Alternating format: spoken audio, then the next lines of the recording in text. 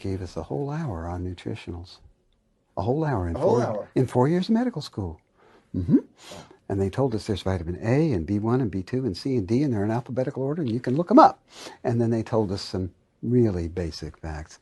We got a whole hour. First of all, how much training did you receive on nutrition when you were in medical school? Because I know here in the States, it's almost none. Yeah, not much. Not much? Not much. Even in Argentina? It's close to, yeah, very little. Close to none? Very little. Because, in medical school, they don't teach you anything about nutrition. We got hours and hours and hours on how to use basically patent medicines, which, as you know, are what usually goes on the prescription pad as a molecule that can be patented, which means it's not found in nature, because you can't patent it if it's not found in nature. If it's found in nature, and that's what we get educated in. They don't get paid to educate people; they get paid to write prescriptions, and you can imagine the drug lobby made sure that's the case. The doctor is brainwashed when he gets out of medical school because the medical school has too much subsidization of the professors who are being paid by the drug company.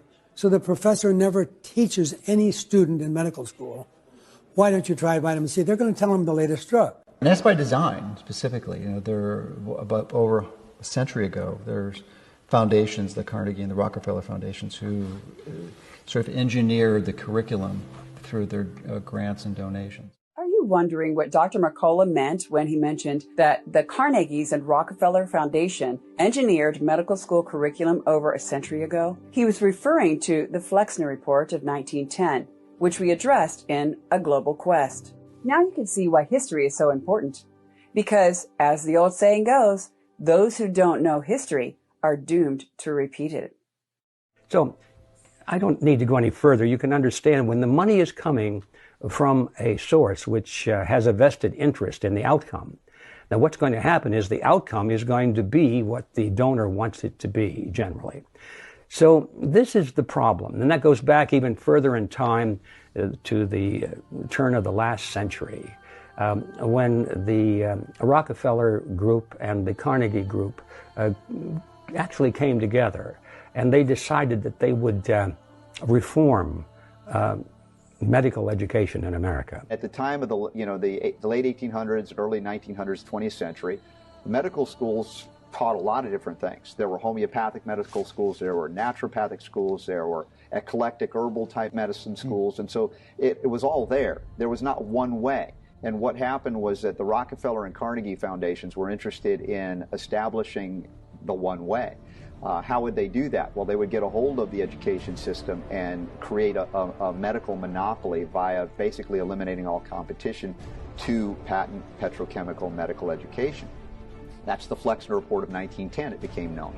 Abraham and Simon Flexner, were hired to do this. It was a preordained commissioned report. Not surprisingly, the basis of the report was that it was far too easy to start a medical school and that most schools were not teaching sound medicine. Let me translate this for you. These natural health colleges were not pushing enough chemical drugs manufactured by who? Carnegie and Rockefeller. The AMA, who were evaluating the various medical colleges, made it their job to target and shut down the larger respected homeopathic colleges. Carnegie and Rockefeller began to immediately shower hundreds of millions of dollars on these medical schools that were teaching drug-intensive medicine. Oh, by the way, when they donated the money, the donors would say, well, now we've given you a lot of money and we know you're going to do the right thing with it, but would you object if we had someone from our staff appointed to your board of directors, just to make sure that just to see how our money is being spent, Well, that was really a condition of getting the money, so the university said, well, that would be fine. Anybody that you would suggest would be, I'm sure, more than adequate. So they began to load up the boards of directors of these teaching centers with people who literally were on the payroll of the donors. So once that was in place, the curriculum of the universities, the teaching centers, swung completely in the direction of pharmaceutical drugs, and it has remained that way ever since. Predictably, those schools that had the financing churned out the better doctors. Oh, wait a minute. Or should I say, the more recognized doctors. In return for the financing, the schools were required to continue teaching course material that was exclusively drug-oriented, with no emphasis on natural medicine. By 1925, over 10,000 herbalists were out of business. By 1940, over 1,500 chiropractors would be prosecuted for practicing quackery. The 22 homeopathic medical schools that flourished in the 1900s dwindled down to just 2 by 1923. By 1950, all the schools teaching homeopathy were closed.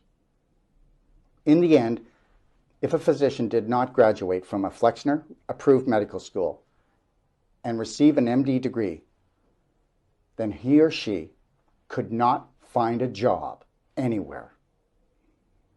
This is why today MDs are so heavily biased towards synthetic drug therapy and know little about nutrition, if anything.